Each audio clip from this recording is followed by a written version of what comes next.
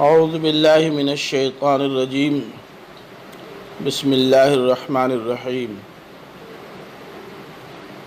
وَإِذْ قَالَ مُوسَىٰ لِقَوْمِهِ إِنَّ اللَّهَ يَأْمُرُكُمْ أَن تَذْبَحُوا بَقَرَةً قَالُوا أَتَتَّخِذُنَا هُزُوًا قَالَ أَعُوذُ بِاللَّهِ أَنْ أَكُونَ مِنَ الْجَاهِلِينَ قَالُوا ادْعُ لَنَا رَبَّكَ يُبَيِّن لَنَا مَا هِيَ قال إنه يقول إنها بقرة لا فارض ولا بكر عوان بين ذلك فافعلوا ما تؤمرون قالوا ادع لنا ربك يبين لنا ما لونها قال إنه يقول إنها بقرة صفراء فاقع لونها تسر الناظرين قالوا ادع لنا ربك يبين لنا ما هي إن البقرة تشابه علينا وإنا إن شاء الله لمهتدون قال إنه يقول إنها بقرة لا ذلول تثير الأرض ولا تسقي الحرث مسلمة لا شية فيها قالوا الآن جئت بالحق فذبحوها وما كادوا يفعلون وإذ قتلتم نفسا فادارأتم فيها والله مخرج ما كنتم تكتمون فقلنا اضربوه ببعضها كذلك يحيي الله الموتى ويريكم آياته لعلكم تعقلون ثم قست قلوبكم من بعد ذلك فهي كالحجارة أو أشد قسوة وإن من الحجارة لما يتفجر منه الأنهار وإن منها لما يشقق فيخرج منه الماء وإن منها لما يهبط من خشية الله وما الله بغافل عما تعملون أفتطمعون أن يؤمنوا لكم وقد كان فريق منهم يسمعون كلام الله ثم يحرفونه من بعد ما عقلوه وهم يعلمون وإذا لقوا الذين آمنوا قالوا آمنا وإذا خلا بعضهم إلى بعض قالوا أتحدثونهم بما فتح الله عليكم ليحاجوكم به عند ربكم أفلا تعقلون أولا يعلمون أن الله يعلم ما يسرون وما يعلنون ومنهم أميون لا يعلمون الكتاب إلا أماني وإنهم إلا يظنون فويل للذين يكتبون الكتاب بأيديهم ثم يقولون هذا من عند الله ليشتروا به ثمنا قليلا فويل لهم مما كتبت أيديهم وويل لهم مما يكسبون وقالوا لن تمسنا النار إلا أياما معدودة قل أتخذتم عند الله عهدا فلن يخلف الله عهده أم تقولون على الله ما لا تعلمون بلى من كسب سيئة وأحاطت به خطيئته فأولئك أصحاب النار هم فيها خالدون والذين آمنوا وعملوا الصالحات أولئك أصحاب الجنة هم فيها خالدون.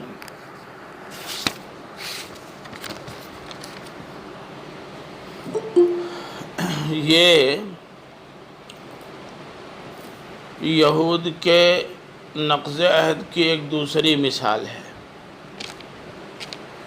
ایک مثال تو پیچھے آیت نمبر 65 میں گزر چکی ہے کہ وَلَقَدْ عَلِمْتُمُ الَّذِينَ اعْتَدَوْا مِنْكُمْ فِي السَّبْتِ فَقُلْنَا لَهُمْ كُونُوا قِرَدَةً خَاسِئِينَ. اس نقض عہد کے دو حصے ہیں. ایک حصہ تو یہ ہے کہ اللہ تعالیٰ نے اس میں واضح فرمایا کہ شریعت الہی کو قبول کرنے میں یہود کی ذہنیت کیا رہی ہے۔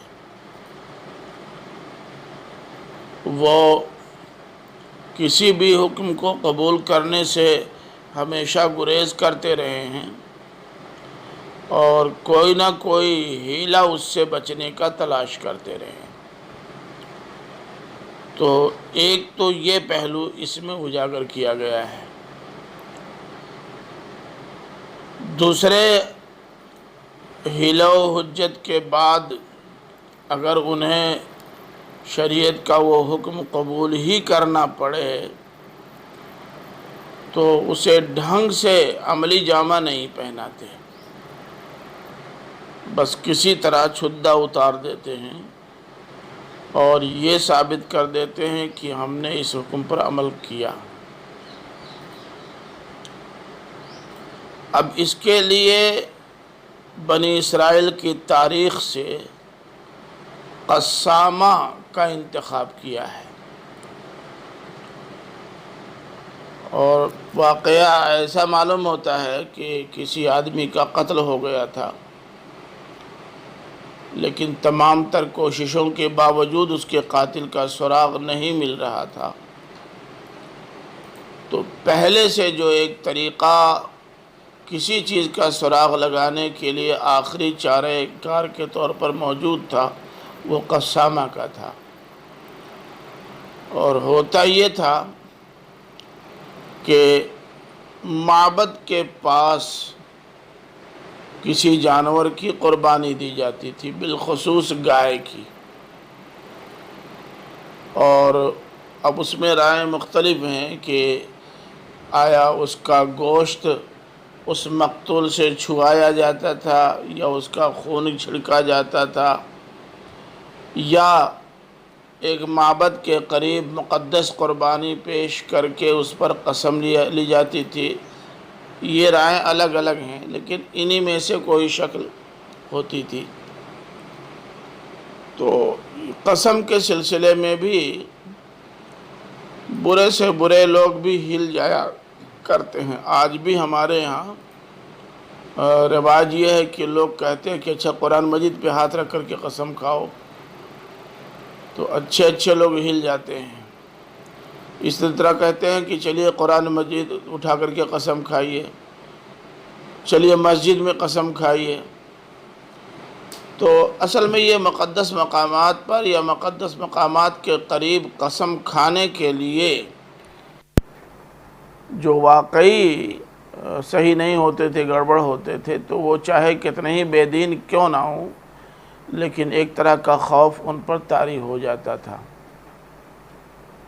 ہمارے یہاں برادران وطن میں ہندو بھائیوں کے اندر بھی یہ رواج آج بھی ہے کہ پوت کا باہ پکڑ کر کے ذرا قسم کھاؤ، تو بیٹے کی آستین پکڑ کر کے، گنگا جل لے کر کے یا کوئی جل ہاتھ میں لے کر کے قسم کھاؤ۔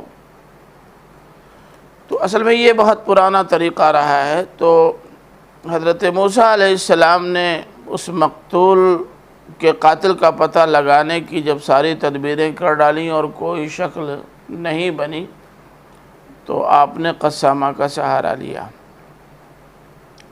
یہ اسی واقعے کی جانب اشارہ ہے۔ یہ پورا واقعہ تورات کی کتاب استثناء میں تفصیل کے ساتھ درج ہے۔ باب 21 آیات 1 تا 8 میں تفصیلات موجود ہیں۔ اگرچہ قرآن کے بیان سے اور تورات کے بیان سے یہ معلوم ہوتا ہے کہ تھوڑا سا دونوں بیانات میں اختلاف ہے، لیکن وہ جزوی ہے، بہت معمولی اختلاف ہے، کوئی بہت اہم اور بنیادی اختلاف نہیں۔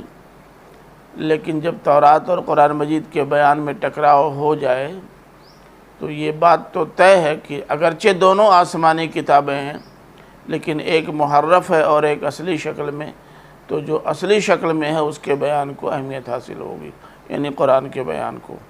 یہ اس لیے نہیں کہ ہم مسلمان ہیں، بلکہ اس لیے کہ جب دونوں آسمانی کتابوں میں ایک بالکل مستند ہے اور ایک غیر مستند، تو مستند ہی کے بیان کو اہمیت حاصل ہوگی۔ فرمایا کہ یاد کرو اس دن کو جب موسیٰ نے اپنی قوم سے کہا، میں پیچھے بھی بار بار یہ بات ذکر کر چکا ہوں کہ اس جب آتا ہے تو بالعموم بیان واقعہ کے لیے آتا ہے، یعنی ماضی کو کوئی داستان سنانی مقصود ہوتی ہے۔ فرمایا یاد کرو جب کہ موسیٰ نے اپنی قوم سے کہا کہ اللہ تعالیٰ تمہیں حکم دیتا ہے کہ تم ایک گائے ذبح کرو۔ ظاہر ہے کہ جب قاتل کا سراغ نہیں مل رہا تھا تو آخری چارہ کار کے طور پر حضرت موسیٰ علیہ السلام نے یہی طریقہ اختیار کیا۔ دلچسپ بات یہ ہے کہ خود شریعت موسوی سے پہلے بھی قسامہ کا طریقہ رائج تھا اور یہود اس طریقے سے واقف تھے، ایسا نہیں کہ واقف نہیں تھے، لیکن اس کے باوجود بھی اس طریقے کو اختیار کرنے کے لیے انہوں نے کہا کہ اتتخذون ہزوا، کیا آپ ہمارا مذاق اڑا رہے ہیں؟ ایسا نہیں ہے کہ وہ یہ جانتے ہی نہیں تھے کہ یہ بھی طریقہ ہے، خوب جانتے تھے۔ اصل میں انہوں نے یہ کہا کہ یہ تو پرانی رسم تھی، چلی آ رہی تھی، اور اب آپ تو پیغمبر وقت ہیں، اللہ تعالیٰ آپ کو براہ راست بتا سکتا ہے کہ قاتل کون ہے، اس کے باوجود بھی آپ قسامہ کا وہی پرانا طریقہ اختیار کر رہے ہیں، کہیں آپ ہم سے مذاق تو نہیں کر رہے ہیں؟ حضرت موسیٰ علیہ السلام نے اس کے جواب میں مختصر سی بات کہی کہ قال اعوذ باللہ ان اکون من الجاہلین، فرمایا کہ میں اللہ کی پناہ چاہتا ہوں اس بات سے کہ میں کوئی ہنسی مسخری اور دل لگی کی بات کروں۔ دیکھیں، جہل کا لفظ علم کے مقابل میں بھی آتا ہے اور حلم کے مقابل بھی آتا ہے، اور جب حلم کے مقابل آتا ہے تو اس کے معنی ہنسی اور مسخری کے بھی ہوتے ہیں، اور حلم میں سنجیدگی کا پہلو ہوتا ہے۔ یہاں وہی پہلو ہے کہ آپ جیسی شخصیت سے تو سنجیدگی کا مظاہرہ کرنے کی توقع تھی، اور یہ امید تھی کہ آپ وہ طریقہ اختیار کریں گے جو سنجیدہ لوگوں کا طریقہ رہا ہے۔ یہ قسامہ کا طریقہ تو ان لوگوں کا رہا ہے جن کے پاس کوئی اور ذریعہ نہ ہو صحیح معلومات حاصل کرنے کا، اس کے باوجود بھی آپ ایسا کر رہے ہیں، تو کہیں ایسا تو نہیں کہ آپ مذاق اڑا رہے ہیں ہمارا؟ حضرت موسیٰ نے فرمایا کہ میں مذاق اڑاتا ہی نہیں، میں ہنسی مسخری کرتا ہی نہیں، اور میں اللہ کی پناہ چاہتا ہوں اس بات سے کہ میں ہنسی مسخری اڑانے والوں میں سے ہو جاؤں۔ یعنی میرا یہ طریقہ اور میرا یہ وتیرہ نہیں ہے، اس لیے میرے تعلق سے یہ سوچنا ہی فضول ہے۔ انہوں نے کہا ٹھیک ہے، اگر آپ ہنسی مسخری نہیں کر رہے ہیں، دل لگی نہیں کر رہے ہیں، سنجیدگی کے ساتھ یہ بات کہہ رہے ہیں، تو ٹھیک ہے، کوئی بات نہیں ہے، ہم گائے کی قربانی دیں گے۔ اب جب گائے کی قربانی کا حکم ان کو ملا تو کوئی سی بھی گائے قربان کر دینی چاہیے تھی، مسئلہ حل تھا۔ لیکن جیسا کہ میں نے ابھی عرض کیا کہ یہود کی طبیعت اور ان کا مزاج حیلہ جویانہ تھا، وہ کوئی نہ کوئی بہانہ تلاش کرتے تھے حکم پر عمل درآمد کرنے سے بچنے کے لیے۔ تو انہوں نے بھی سوچا کہ اب لاؤ کچھ ایسے سوالات بیچ بیچ میں کر دیے جائیں کہ عاجز آ کر کہنے میں چھوڑو جاؤ، چاہے قسم کھاؤ چاہے نہ کھاؤ۔ تو انہوں نے پہلے تو یہ کہا کہ قالوا ادع لنا ربک یبین لنا ما ہی، انہوں نے کہا کہ جناب ہمارے لیے اپنے رب سے درخواست کیجئے کہ وہ ہم پر یہ واضح کر دے کہ وہ گائے کیسی ہو۔ ماہی، یہ ماہی یہ کیا ہو، کتنا مبہم سا سوال ہے، اور یہ جان بوجھ کر کے انہوں نے مبہم سوال کیا تاکہ اس میں جو بھی طریقہ وہ اختیار کرے پھر دوسرے سوال کی گنجائش بن جائے۔ بعض دفعہ ایسا ہوتا ہے، امتحان لینے والا امتحان لیتا ہے تو وہ بہت مبہم سا سوال کرتا ہے۔ بالعموم یہ وہ لوگ کرتے ہیں جو لوگوں کو پھنسانا چاہتے ہیں۔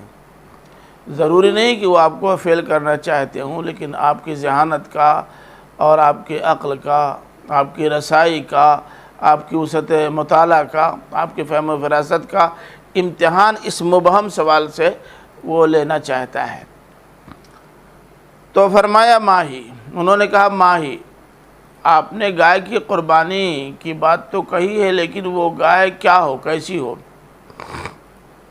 اور یہ بھی کہ بھئی جب اللہ تعالیٰ نے یہ سجھاؤ دیا ہے کہ قسامہ کا طریقہ اختیار کیا جائے، اور آپ پوری سنجیدگی کے ساتھ اللہ تعالیٰ کے اس حکم کو بجا لانے کے لیے یہ ہم سے کہہ رہے ہیں، تو آپ اپنے رب سے درخواست کیجئے کہ وہ ہم پر یہ واضح کر دے کہ جس گائے کی قربانی دینی ہے وہ گائے کیسی ہو۔ اللہ تعالیٰ ظاہر ہے کہ ان کی بات سن ہی رہا تھا، اللہ تعالیٰ نے اوپر سے جواب بھیج دیا، فرمایا انہو یقول انہا بقرۃ لا فارض ولا بکر عوان بین ذلک۔ حضرت موسیٰ نے کہا کہ اللہ تعالیٰ فرماتا ہے کہ وہ ایک ایسی گائے ہو جو نہ فارض ہو اور نہ بکر ہو۔ فارض کہتے ہیں سن رسیدہ اور بوڑھی کو، اور بکر تو آپ جانتے ہی ہیں کہ ان کو کہتے ہیں، بالعموم نابالغ کو بکر بولتے ہیں، یعنی بوڑھی گائے اور بچیا، نہ بچیا ہو اور نہ بوڑھی گائے ہو۔ تو بچی کون؟ ایک دم جوان گائے بچی۔ اب یہ سوال کر کے انہوں نے اپنے لیے پریشانی پیدا کر لی۔ دیکھیے جو حکم بہت واضح ہو، اگر واقعی اس پر عمل درآمد کرنے کی نیت ہے تو سوالات سے بچنا چاہیے، تاکہ جس حد تک بھی آپ عمل درآمد کر لے جائیں یہ نہ کہا جا سکے کہ عمل میں کوتاہی کی۔ لیکن اگر سوالات کر کر کے اس کو بہت زیادہ واضح کرانے کی کوشش کی جائے گی تو جیسے جیسے بات واضح ہوتی جائے گی راستہ مسدود اور مختصر ہوتا چلا جائے گا۔ تو انہوں نے کہا کہ دیکھو اللہ تعالیٰ تو یہ فرماتا ہے کہ گائے ایسی ہو جو نہ بوڑھی ہو نہ بچیا، عوان بین ذالک، بالکل درمیان کی ہو، یعنی اوسط ہو، گویا جوان گائے کی قربانی پیش کرو۔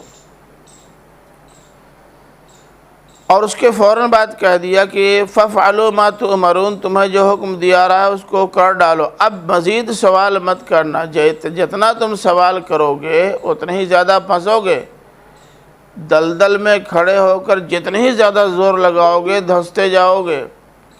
یہ فَافْعَلُوا مَا تُؤْمَرُونَ اسی لیے کہا گیا تھا کہ مزید سوالات مت کرنا ورنہ پریشانی ہوگی۔ اب اس سوال سے پہلے تم نے بوڑھی گائے کو ذبح کر دیا ہوتا جو اب دودھ نہیں دے رہی ہے، جس کا گوشت بھی کھانا تم پسند نہیں کرتے، تب بھی کام چل جاتا۔ کوئی بچیا ہے جس کی قیمت ابھی بہت معمولی ہے، اس کو بھی ذبح کر دیتے تب بھی کام چل جاتا، لیکن اب تو نمبر 1 کی گائے ذبح کرنی ہے، گاڑی پھنس گئی۔ قالوا ادع لنا ربک یبین لنا ما لونھا، لیکن جو مزاج ان کا تھا ہیلا جوئی کا کہ کسی طرح اتنے سوالات کرو کہ سامنے والا عاجز آ کر چھوڑ دے کہ میاں جاؤ بہاڑ میں، کرو چاہے نہ کرو، بس وہ کہہ دے کرو چاہے نہ کرو، چھٹی مل جائے گی۔ تو اس حکم پر عمل درآمد سے بچنے کے لیے انہوں نے ایک سوال اور داغ دیا، کہا ادعو لنا ربک یبین لنا ما لونھا۔ یہ ادعو جانتے نا، یہ دعوتن سے ہے، دعایدو سے نہیں ہے، ادعون سے، دعوتن سے۔ دعوتن کے معنی بلانا، درخواست کرنا، کہنا۔ اپنے رب سے ہمارے لیے درخواست کیجئے کہ وہ ہمارے لیے یہ بھی واضح کر دے کہ وہ ما لونھا، اس کا رنگ کیسا۔ بھلا بتائیے کیا ضرورت تھی؟ ارے اب تو پھنس ہی گئے تھے، جس رنگ کی گائے بھی قربان کرنا چاہتے کر دیتے، بات بن جاتی۔ لیکن جب انہوں نے سوال کیا تو اللہ تعالیٰ نے اس کا جواب دیا، قال انہ یقول انہا بقرۃ صفراء فاقع لونھا تسر الناظرین۔ حضرت موسیٰ نے کہا کہ چلو بھائی اللہ تعالیٰ نے اس کا بھی جواب دے دیا ہے۔ وہ فرماتا ہے کہ وہ گائے ہو سنہری گولڈن کلر کی، فاقع اللونہا، فاقع اللونہا، فاقع کسی بھی رنگ کے بعد جب کہا جاتا ہے کہ فاقع اللونہا تو اس کا مطلب یہ ہے کہ اس رنگ میں وہ زیادہ گہرائی ہو، زیادہ شوخی ہو۔ تو فاقع اللونہا کا مطلب ہو جائے گا کہ گولڈن ہو اور گہرا گولڈن ہو کلر۔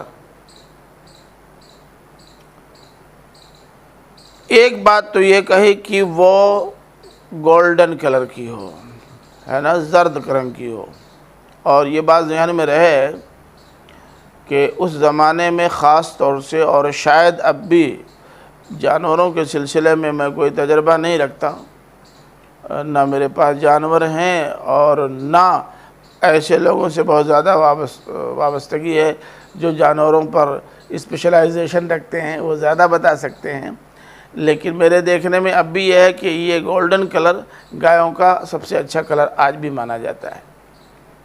اور اس زمانے میں تو سب سے مہنگی وہ گائے ہوتی تھی جس کا کلر صفرا ہوتا، زرد رنگ کا ہوتا تھا۔ تو ایک تو سب سے مہنگی گائے کا ذکر کر دیا، فاقع اللونہا میں یہ بھی آ گیا کہ اس کا رنگ زیادہ گہرا اور شوخ ہو، یہ اور مہنگی ہوتی ہے۔ تسر الناظرین، جو دیکھنے والوں کو خوش کر دے، یعنی تین چیزیں، ایک تو کلر سنہرا ہو، نمبر 2 رنگ گہرا ہو، نمبر 3 دیکھنے والا دیکھے تو رال ٹپک جائے، تو وہ خوش منظر بھی ہو، دیکھنے میں بھی اچھی لگے۔ اب ایک سوال کر کے تو وہ یوں پھنس گئے تھے کہ اب بجائے بوڑھی یا بچیا کے درمیان کی راس ان کو قربان کرنی پڑی یا کرنی پڑ سکتی تھی، اور دوسرا سوال کر کے وہ کلر انہوں نے اللہ تعالیٰ کی طرف سے منگوا لیا جس پہ زیادہ پیسہ لگتا ہے، جس کا زیادہ دام ہوتا ہے۔ ظاہر ان کے پاس اگر نہیں ہے تو خرید کے کرنا ہے، اور خریدیں گے تو کل 2000 میں مل سکتی تھی جو گائے، آج اس سوال کے بعد اب وہ 12000 کی گائے ہو گئی۔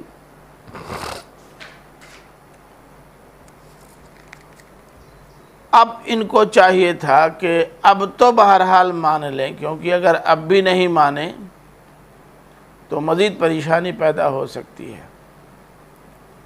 اب حضرت موسیٰ علیہ السلام نے ان تینوں کے بعد یہ نہیں کہا فَفَعَلُوا مَا تُؤْمَرُونَ، یہ نہیں کہا، کیونکہ حضرت موسیٰ علیہ السلام کو اندازہ یہ ہو گیا کہ اب یہ خود ہی دلدل میں زور لگا رہے ہیں، تو جائیں لگائیں زور۔ انہوں نے کہا ادعو لنا ربک یبین لنا ما ہی، جناب عالی آپ ہمارے لیے اپنے رب سے دعا فرمائیے کہ وہ ہم پر واضح کر دے ماہی یہ کیسی ہو۔ اب کیا ماہی؟ ماہیہ تو پہلے آ چکا ہے، بتا دیا۔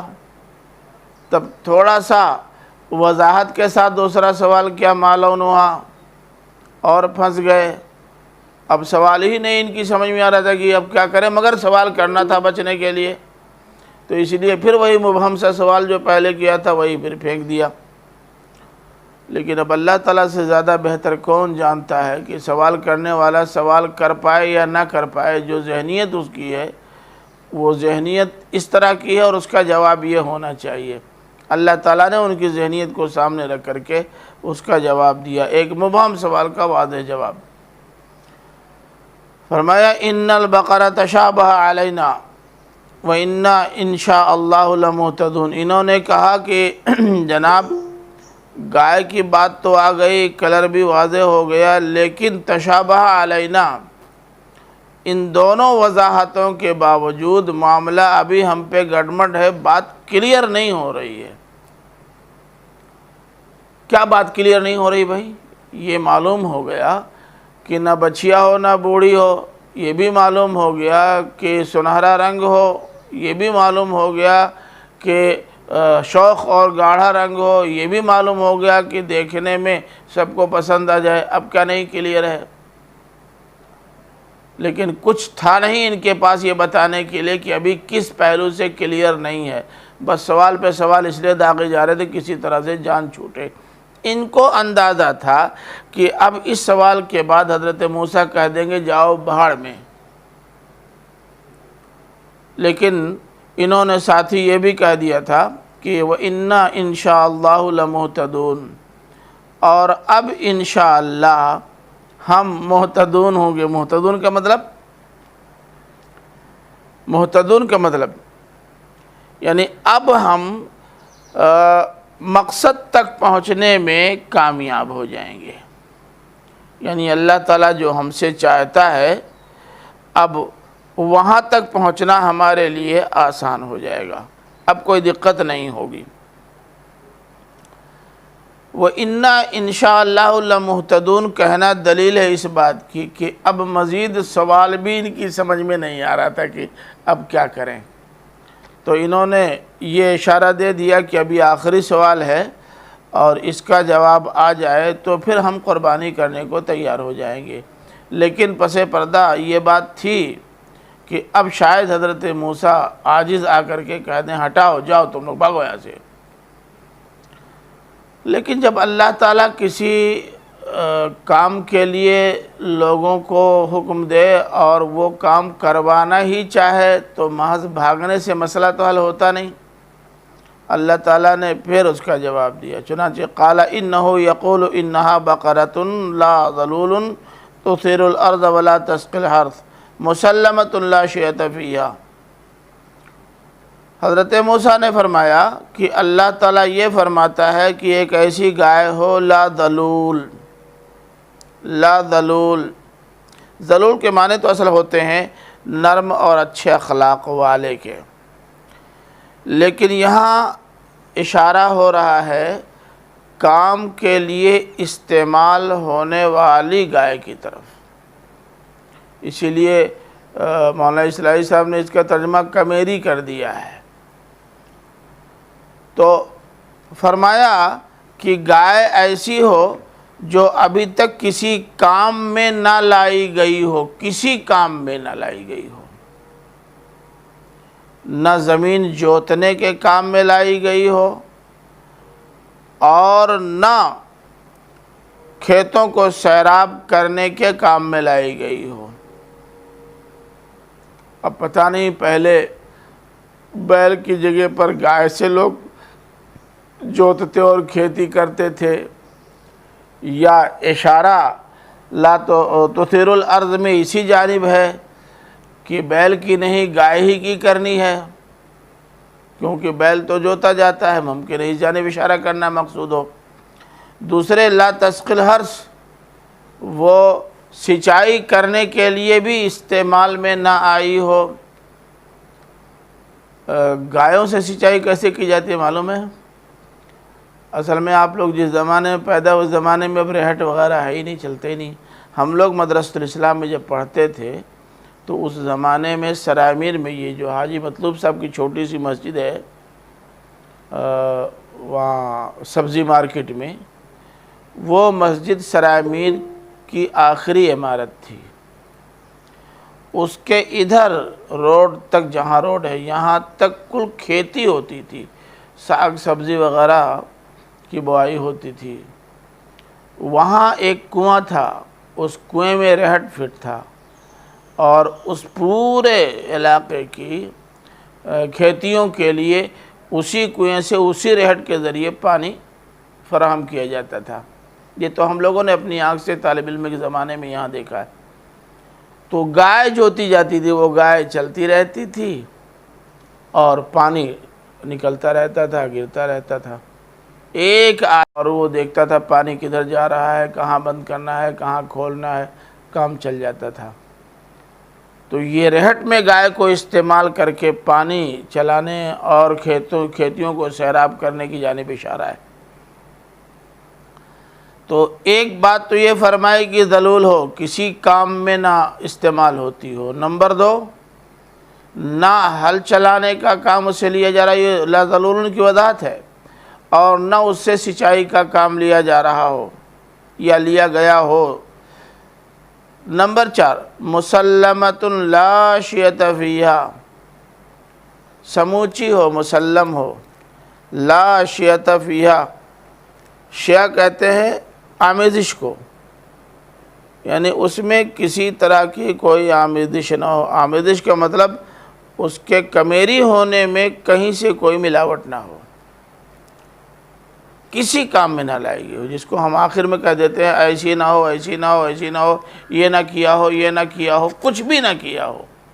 تو یہ کچھ بھی نہ کیا ہو کی جگہ پر مسلمۃ لا شیۃ فیہا آیا ہے، مطلب گائے ایسی ہو، اوپر تو بتا چکے ہیں کہ نہ بوڑھی ہو نہ بچیا ہو، یہ بھی بتا چکے ہیں کہ گولڈن ہو، یہ بھی بتا چکے ہیں کہ رنگ گہرا اور شوق ہو، یہ بھی بتا چکے ہیں دیکھنے میں بھلی معلوم ہوتی ہو، خوبصورت لگتی ہو، اور اب یہ بھی بتا دیا کہ کسی کام میں نہ لائی گئی ہو، نہ ہل چلانے میں، نہ کھیتی باڑی کی سچائی میں، بالکل ہر کام سے فارغ رکھی گئی ہو۔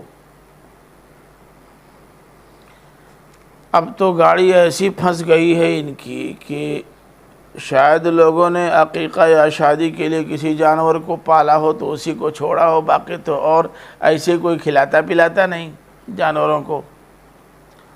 تو اب ان کی سمجھ میں آیا کہ مزید سوال مزید پریشانی کا باعث ہوگا، لگتا ہے حضرت موسیٰ پیچھا چھوڑنے والے نہیں ہیں، تو انہوں نے کہہ دیا قالوا الآن جئت بالحق، انہوں نے کہا کہ اب بات کلیئر ہوئی، اب آپ حق لے کر کے آئے۔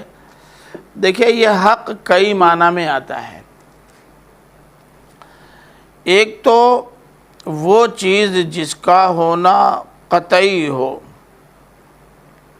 اس کو بھی حق بولتے ہیں، مثلا قیامت ہے، قیامت کا ہونا بالکل قطعی ہے، جو مولانا اصلاحی صاحب کی زبان میں جو شدنی ہو، تو اس کے لیے بھی لفظ حق کا استعمال ہوتا ہے۔ مثلا سورہ انعام آیت نمبر 30 میں ہے وَلَوْ تَرَىٰ إِذْ وُقِفُوا عَلَىٰ رَبِّهِمْ قَالَ أَلَيْسَ هَٰذَا بِالْحَقِّ، اگر تم دیکھ پاؤ اس وقت کو جب لوگ اپنے رب کے سامنے حاضر کیے جائیں گے اور اللہ تعالیٰ ان سے سوال کرے گا کیوں میاں یہ ہے نا شدنی، یعنی یہ ہے نا وہ چیز جسے لازماً ہونا تھا، تم ماننے کو تیار نہیں تھے، آ گئی نا وہ چیز۔ اسی پہلو سے قرآن کو بھی حق کہا گیا ہے، اور بھی قرآن کے لیے حق کے استعمال کے پہلو ہیں، مگر ایک پہلو یہ بھی ہے۔ مثلا دیکھیے کہ سورہ نساء آیت نمبر 170 میں ہے یا ایھا الناس قد جاءکم الرسول بالحق من ربکم، اے لوگو تمہارے پاس رسول تمہارے رب کی طرف سے حق لے کر آ گیا ہے، یعنی وہ لے کر آ گیا ہے جسے آنا ہی تھا۔ قرآن مجید الحق سے مراد۔ پھر حق اس کو بھی کہتے ہیں، اس چیز کو بھی جو اخلاقی حیثیت سے واجب ہو، اخلاقی حیثیت سے واجب چیز کو بھی حق بولتے ہیں، اور اسی اعتبار سے عدل کو بھی حق کہا گیا ہے۔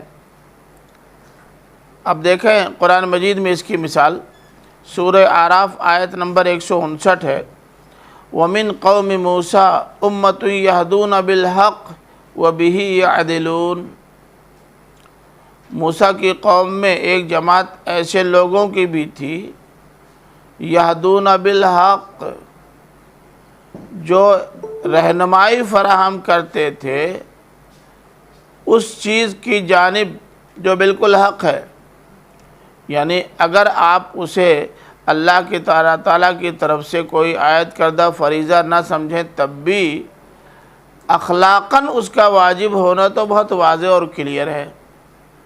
ہر آدمی کو کم سے کم اخلاقاً ہی اسے اپنے اوپر لازم سمجھنا چاہیے، اور اسی کے ذریعے سے وہ فیصلہ کرتے ہیں۔ تو معلوم یہ ہوا کہ یہ بھی حق ہے۔ اسی طرح سے لوگوں کے جھگڑے کے درمیان اور اختلاف کی صورت میں جو چیز قول فیصل کی حیثیت رکھتی ہو اس کو بھی حق کہتے ہیں، اور قرآن مجید کو اس پہلو سے بھی حق کہا گیا ہے۔ مثلا سورہ بقرہ جو چل رہی ہے اس کی آیت نمبر 213 ہے، وَلَوْ وَكَانَ النَّاسُ أُمَّةً وَاحِدَةً فَبَعَثَ اللَّهُ النَّبِيِّينَ مُبَشِّرِينَ وَمُنذِرِينَ وَأَنزَلَ مَعَهُمُ الْكِتَابَ بِالْحَقِّ لِيَحْكُمَ بَيْنَ النَّاسِ فِيمَا اخْتَلَفُوا فِيهِ۔ سب ایک ہی راستے پر تھے، ایک ہی امت تھے، سب گڑبڑ ہو گئے تھے راستہ چھوڑ کر۔ تو اللہ تعالیٰ نے ایسے زمانوں میں ایسے لوگوں کے لیے نبیوں کو بھیجا، جب بھی لوگ شر پر ایک مجتمع ہو گئے پھر اللہ تعالیٰ نے بھیج دیا، جب بھی ایسا ہوا اللہ تعالیٰ نے نبی کو بھیج دیا، اور یہ نبی جو آتے تھے وہ مبشر اور منذر بن کے آتے تھے، اور ان کے ساتھ اللہ تعالیٰ نے کتاب بھی نازل فرمائی تھی بالحق، قول فیصل کی حیثیت سے، یعنی وہ کتاب آئے اور جو مختلف افکار و نظریات اس وقت رائج ہیں ان کے درمیان فیصلہ کر دے کہ صحیح کیا ہے اور غلط کیا ہے۔ آگے وضاحت آ رہی لِيَحْكُمَ بَيْنَ النَّاسِ فِيمَا اخْتَلَفُوا فِيهِ، تاکہ وہ فیصلہ کر دے لوگوں کے درمیان ان امور میں جن میں لوگوں کی رائے الگ الگ تھی۔ تو اب آپ دیکھیں کہ قول فیصل کے معنی میں یہاں اس کا استعمال ہوا ہے۔ یہ غایت اور مقصد کے لیے بھی استعمال ہوتا ہے، بلکہ اس کا استعمال قرآن مجید میں بہت ہے، سب سے زیادہ اسی کا ہے۔ میں صرف ایک مثال دے رہا ہوں، سورہ ہجر کی آیت نمبر 85 ہے، وَمَا خَلَقْنَا السَّمَاوَاتِ وَالْأَرْضَ وَمَا بَيْنَهُمَا إِلَّا بِالْحَقِّ، اور ہم نے آسمانوں اور زمین کو اور ان کے درمیان کی چیزوں کو نہیں پیدا کیا مگر باغایت، با مقصد۔ اب کوئی کھلنڈرے نہیں ہے، کھیل تماشا مقصود نہیں تھا کہ رام لیلا سجا لیا، ہم نے آسمانوں اور زمین کو خاص مقصد کے تحت بنایا ہے، یہ کوئی کھیل تماشا نہیں ہے۔ تو اس معنی میں بھی حق کا استعمال ہوتا ہے۔ حق کا استعمال اپنے ظہور کے لحاظ سے بالکل واضح اور بین ہو اس کے لیے بھی آتا ہے، واضح اور بین۔ کوئی چیز اس قدر واضح ہو کہ اس کے ہونے کے بعد انکار کی گنجائش باقی نہ رہ جائے۔ جیسے سورج نکلا ہوا ہے، یہ ایک ایسا دعویٰ ہے جس کے انکار کی کوئی گنجائش نہیں، نکلے باہر دیکھ لیجئے، اس کو بھی حق بولتے ہیں۔ اور آیت زیر بحث میں حق کا استعمال اسی پہلو سے ہوا ہے۔ ہاں اب آپ وہ بات لائے جو بالکل کلیئر، واضح، ٹو دی پوائنٹ ہے، اب کوئی اشتباہ نہیں، کوئی سوال نہیں۔ تو اب کیا کریں؟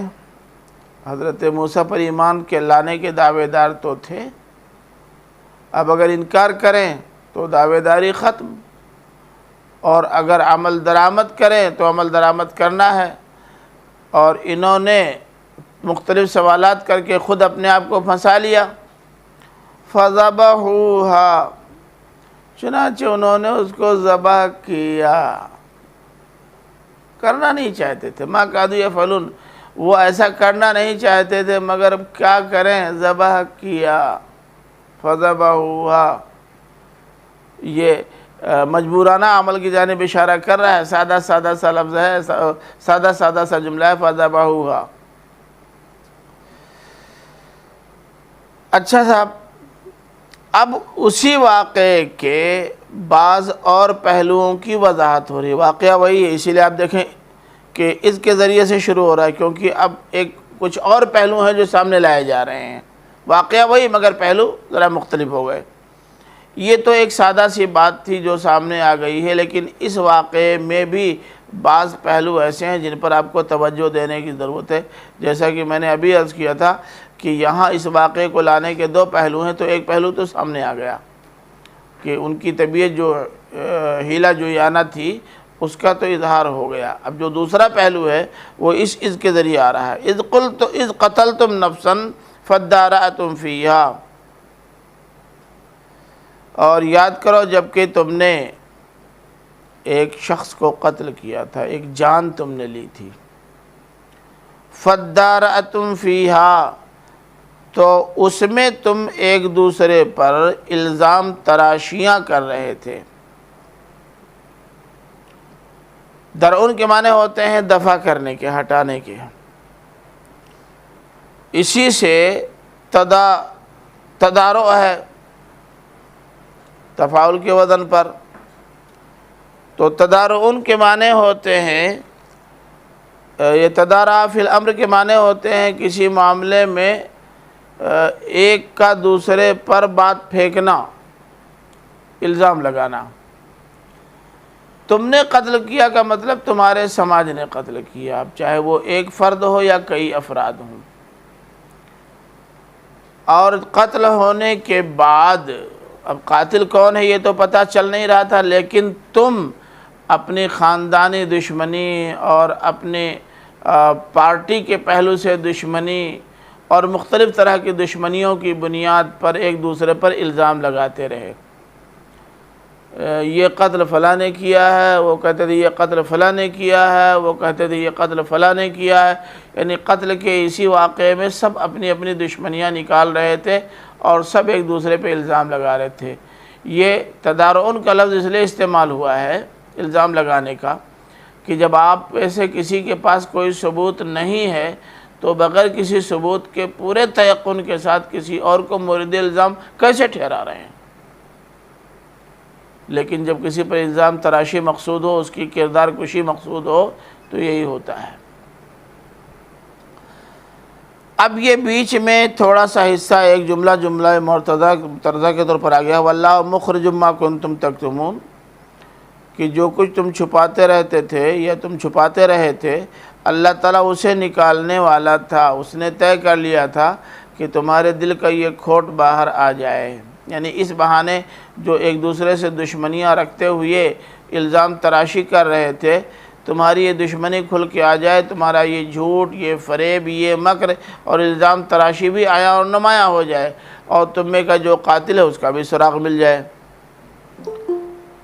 فَقُلْنَا اضْرِبُوهُ بِبَعْضِهَا، تو ہم نے کہا کہ ایسا کرو کہ اس گائے کو ذبح کر کے اس کے بعض کو بعض پر مارو۔ تورات کے اور قرآن کے بیان میں یہی فرق ہے۔ تورات کے بیان سے معلوم ہوتا ہے، کتاب استثناء کے بیان سے معلوم ہوتا ہے کہ قربانی کرنے کے بعد اس کے خون میں ہاتھ ڈبونے کا حکم دیا گیا تھا اور کہا گیا تھا قسم کھاؤ۔ یہاں کہا جا رہا ہے کہ اس ذبیحہ کے ایک حصے کو دوسرے حصے مارو، یعنی گوشت کے ایک ٹکڑے کو دوسرے ٹکڑے پر چھواؤ، مارو کا مطلب چھواؤ۔ یہ طریقہ اس زمانے میں رائج تھا کہ مقدس چیز کے دو اجزاء میں سے ایک جز کو دوسرے جز کے ساتھ ملا کر قسم کھاتے تھے لوگ۔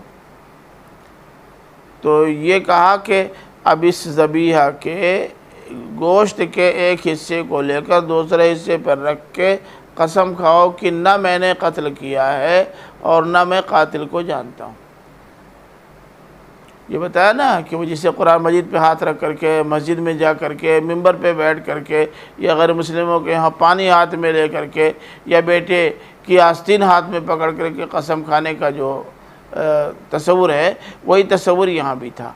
اللہ تعالیٰ نے اس کو باقی رکھا کہ جس بنیاد پر یہ ہمت نہیں کرتے جھوٹ بولنے کی، کم از کم اس بنیاد پر ان سے قسم لے لی جائے۔ ہاں ہاں دیکھیے اصل میں لفظ بقرہ کی مناسبت سے اگر لائیں آپ تب تو ہاں ہونا چاہیے، لیکن جسے ذبح کیا گیا ہے ما ذبح کو سامنے رکھیں تو وہ ہونا چاہیے۔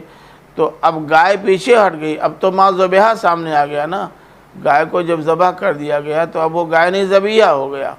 تو یہ ہو کی ضمیر اس کی مناسبت سے آئی ہے، موضوع بہ کی مناسبت سے۔ جی اسی لیے دیکھیے وَضْرِبُوهُ بِبَعْضِهَا، اس کو مارو اس کے بعد سے، یعنی اب بِبَعْضِهَا میں گائے کو سامنے لانا ہے کہ گائے کے اجزاء میں سے ایک جز کو باقی گائے کے اجزاء کے ساتھ مارو۔ فرمایا كَذَلِكَ يُحْيِي اللَّهُ الْمَوْتَى، اللہ تعالیٰ اسی طرح سے لوگوں کو زندگی بخشتا ہے، یہ اسی طرح لوگوں کو زندگی بخشتا ہے۔ اس کے سلسلے میں رائیں ہمارے مفسرین کے یہاں مختلف ہیں۔ ایک رائے تو یہ ہے کہ جو عام طور سے بہت مشہور اور رائج بھی ہے، وہ یہ ہے کہ جب اس طرح سے گائے کے گوشت کے ایک حصے کو اس کے پورے وجود سے مارو گے تو وہ قاتل جو ہے یا مقتول جو ہے وہ زندہ ہو جائے گا۔ دوسری رائے یہ ہے، ہو میں جو ضمیر آپ پوچھ رہے تھے نا، اس کی مناسبت سے کہ اس مردے کو لے جا کر اس ذبیحہ پر مارو، یعنی چھواؤ، ہو کا مرجع مقتول، تو جب اس کو اٹھا کے لے جاؤ گے اس پر چھواؤ گے تو چھوتے ہی وہ زندہ ہو جائے گا، یعنی گائے قربان ہو کر اسے زندگی فراہم کر دے رہی ہے۔ تو ان کی مناسبت سے تصویر، دونوں کی مناسبت تصویر یہ بنی کہ اس طرح مقتول زندہ ہو جائے گا اور زندہ ہونے کے بعد خود ہی بتا دے گا کہ کس نے قتل کیا، مسئلہ حل ہو جائے گا۔ لیکن یہ ایک ایسی بات ہے جس کی کوئی دلیل، جس کا کوئی ثبوت موجود نہیں ہے۔ قرآن مجید میں بھی کوئی ادنا سا اشارہ اس کا نہیں ملتا کہ اس کی بنیاد پر مقتول زندہ ہو گیا ہو اور زندہ ہونے کے بعد بیان دے دیا ہو۔ اگر بات یہی تھی تو کسی گائے کو ذبح کرانے کی ضرورت نہیں تھی، اللہ تعالیٰ ایسے بھی اسے زندہ کر دیتا جب اللہ تعالیٰ کو ہی زندہ کرنا تھا، اور زندہ کر کے پوچھ لیتا کہ تم بتا دو۔ یہ ذبیحہ کا پورا تصور پھر پیچھے چلا جاتا ہے اور اس کا کوئی مطلب سمجھ میں نہیں آتا، کیوں ذبح کروایا گیا، آخر اسی طریقے سے وہ زندہ کیوں ہو رہا ہے، کوئی اور طریقہ کیوں نہیں زندہ ہونے کا ہے۔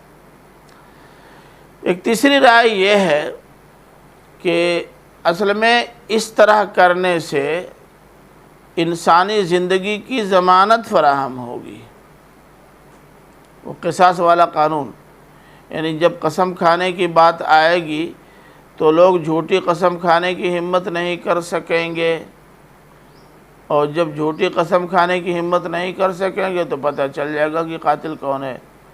مثلا ان سے کہا گیا کہ اس گوشت کو اس گوشت سے چھوا کے قسم کھاؤ کہ میں نے نہ قتل کیا ہے نہ میں جانتا ہوں، اگر نہ انہوں نے قتل کیا ہے نہ جانتے ہیں تو چھوا دیں گے، اگر قتل نہیں کیا ہے مگر جانتے ہیں تب بھی ہمت نہیں کریں گے، کیونکہ بات قسم کی ہے، تو پتہ چل جائے گا کہ یا تو یہ قاتل ہیں یا کم سے کم قاتل کو جانتے ہیں۔ تو بہت سارے لوگ ایسے ہو سکتے ہیں جن کو کچھ پتہ نہیں کہ قاتل کون ہے، نہ خود قتل میں وہ شریک رہے، لیکن انہی میں سے اتنے ایسے لوگ ہو سکتے ہیں، یقیناً ہوں گے، جو یا تو قاتل ہوں گے یا کم سے کم قتل کے بارے میں جانتے رہے ہوں گے۔ یہ اصل میں اشارہ قصاص کی جانب ہے۔ اور دیکھیے اس اسلوب کو قرآن نے خود استعمال کیا ہے۔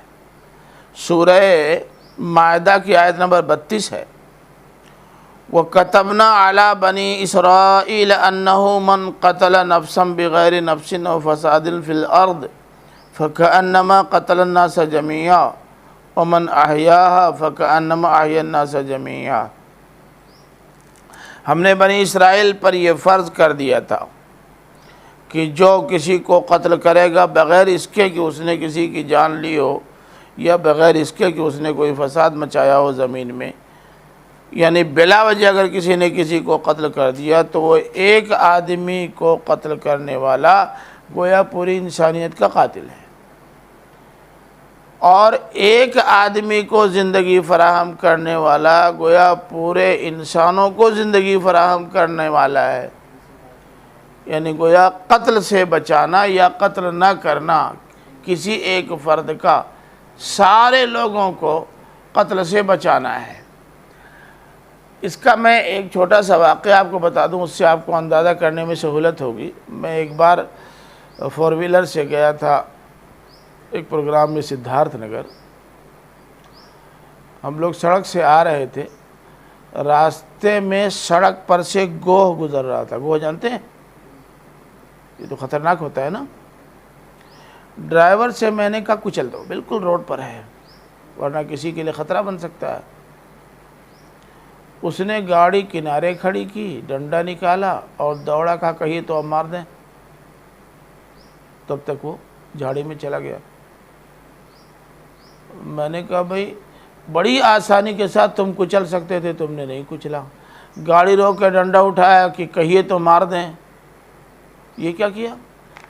تو اس نے یہ کہا کہ آج تک میری گاڑی سے کسی جانور کا بھی ایکسیڈنٹ نہیں ہوا ہے، اور میں نہیں چاہتا کہ گوہ کو کچل کر کے اپنے مزاج کو اور اپنی طبیعت کو یہ لائسنس دے دوں کہ اس گاڑی سے جان لی جا سکتی ہے۔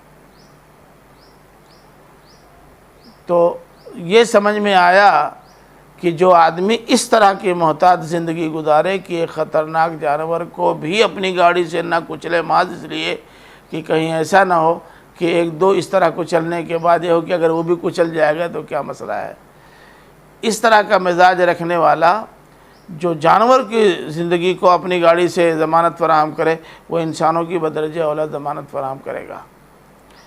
تو جو آدمی قتل کا مجرم قرار پانے کی وجہ سے سزا پا جائے گا، نہ وہ آئندہ خود کبھی جرأت کرے گا دوبارہ قتل کرنے کی، اور نہ اسے دیکھ کر دوبارہ کسی اور کو ہمت ہوگی کسی اور کو قتل کرنے کی۔ تو یہ یحیی اللہ بعد موتہا میں یہ سراغ لگا کر کے مجرم کو سزا دینے، قصاص اس پر لاگو کر دینے کے بعد آئندہ قتل کے سلسلے کو روکنے کی جانب اشارہ ہے۔ اور میرا خیال ہے کہ یہ رائے ان دونوں رائےوں کے مقابلے میں زیادہ مناسب ہے کہ اس طرح قاتل کا سراغ لگ جائے گا، سراغ لگ جائے گا تو قصاص نافذ ہو جائے گا، قصاص نافذ ہوگا اور قصاص کے نفاذ کا راستہ ہموار ہو جائے گا، تو آئندہ قتل کی راہیں مسدود ہو جائیں گی۔ یوں اللہ تعالیٰ اس واقعے کے ذریعے سے زندگی فراہم کر رہا ہے۔ فرمایا وَيُرِيكُمْ آيَاتِهِ لَعَلَّكُمْ تَعْقِلُونَ، وہ اپنی آیتیں، اپنی نشانیاں تم کو دکھاتا ہے تاکہ تم عقل سے کام لو۔ اس وَيُرِيكُمْ آيَاتِهِ کا تعلق یا اس کا تو وَاللَّهُ مُخْرِجٌ مَا كُنْتُمْ پر ہے۔ اللہ اس کو ظاہر کرنے والا تھا جس کو تم چھپانا چاہتے تھے۔ کیوں؟ ایک تو اس لیے کہ یہ ظاہر ہو جائے گا، قاتل پکڑا جائے گا، قصاص میں وہ قتل کیا جائے گا تو آئندہ لوگوں کو قتل کرنے کی ہمت نہیں ہوگی، اور ایسے اس طرح کے موقعوں پر اپنی آیات کا اللہ تعالیٰ مشاہدہ کراتا رہے گا، اور آیات کے اس مشاہدے سے لوگوں کو سبق حاصل کرنے میں سہولت ہوگی۔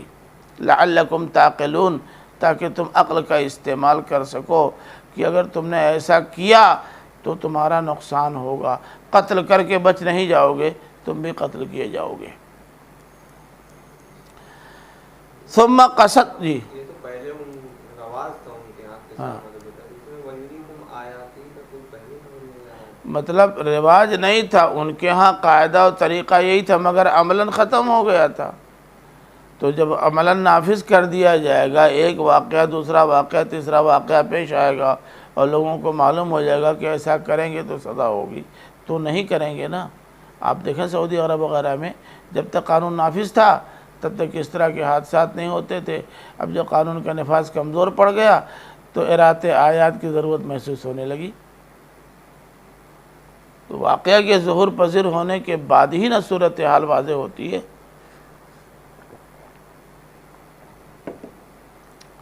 ثم قست قلوبکم من بعد ذلک، لیکن اس طرح جان بچانے، جان چھڑانے، جرم کرنے اور اس کو چھپانے کی وجہ سے تمہارے دل سخت ہو گئے۔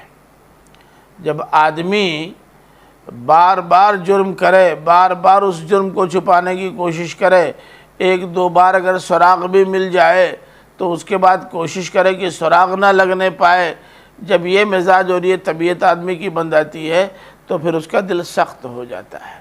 اس طرح تمہارے جرائم کرتے کرتے تمہارے دل سخت ہو گئے، اور ایسے سخت ہو گئے جیسے پتھر، بلکہ پتھر سے بھی زیادہ سخت۔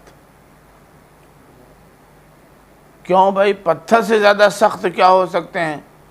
فرمایا کہ وَإِنَّ مِنَ الْحِجَارَةِ لَمَا يَتَفَجَّرُ مِنْهُ الْأَنْهَارُ وَإِنَّ مِنْهَا لَمَا يَشَّقَّقُ فَيَخْرُجُ مِنْهُ الْمَاءُ وَإِنَّ مِنْهَا لَمَا يَهْبِطُ مِنْ خَشْيَةِ اللَّهِ۔ پتھروں میں تو ایسے پتھر بھی ہیں جن سے نہریں جاری ہوتی ہیں۔ یہ آپ کی جتنی پہاڑی ندیاں ہیں یہ سب پتھروں سے اور پہاڑوں سے جاری ہوئی ہیں، سال بھر کبھی پانی خشک نہیں ہوتا، اور ان سے پتھروں سے پانی برابر نکلتا رہتا ہے۔ آپ نے بمبئی کا سفر تو کیا ہی ہوگا، نہیں کیا؟ انا للہ، ایک آدھ بار چلے جانا چاہیے۔ راستے میں جہاں پہاڑیوں پر سے ٹرین گزرتی ہے، آپ اتر سائیڈ میں دیکھیے تو پورے سال بعض جگہوں پر پانی نکلتا رہتا، اور بالکل اوپر کے حصے سے سمجھ ہی میں نہیں آتا کہ اتنی اونچائی سے پورے سال پانی کہاں سے جاری رہتا ہے۔